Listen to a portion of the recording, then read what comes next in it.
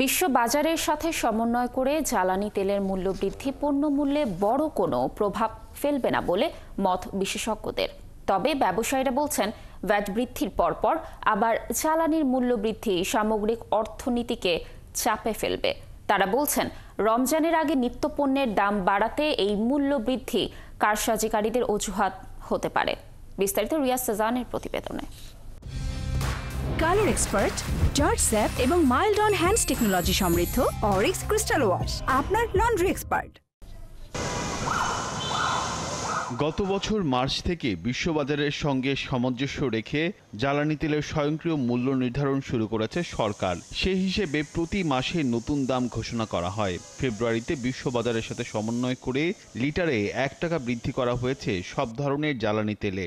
গেল মাসে শতাধিক পণ্যে ভ্যাট বৃদ্ধির পর আবার জ্বালানির মূল্য বৃদ্ধি অর্থনীতিকে চাপে ফেলতে পারে, যদিও এতে স্বাভাবিকভাবে কোনো পণ্যমূল্য বৃদ্ধির সম্ভাবনা নেই বলে মনে করেন এই শিল্পোদ্যোক্তা। শিল্পজাতের পণ্যর কিন্তু মূল্য আপনার আজকে একটা আগামীকাল একটা এত রিপিটেডলি চেঞ্জ করা যায় না।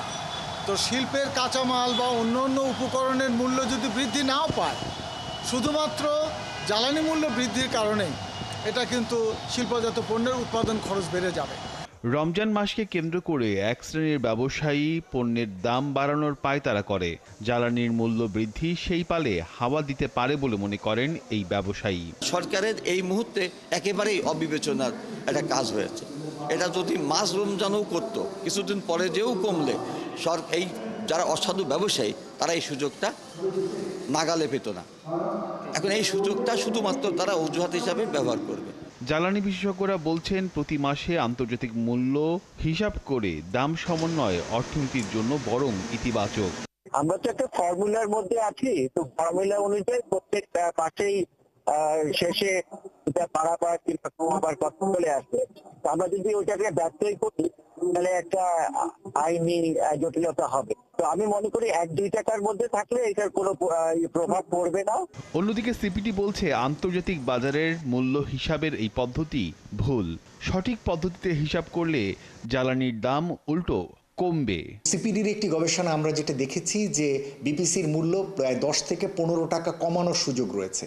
একটি ভুল জ্বালানি মূল্যায়ন নীতিমালা এবং ভুল প্রাইসিং মডেল ফলো করবার কারণে এই উচ্চ মূল্যে জ্বালানির মূল্য অব্যাহত রাখা হচ্ছে।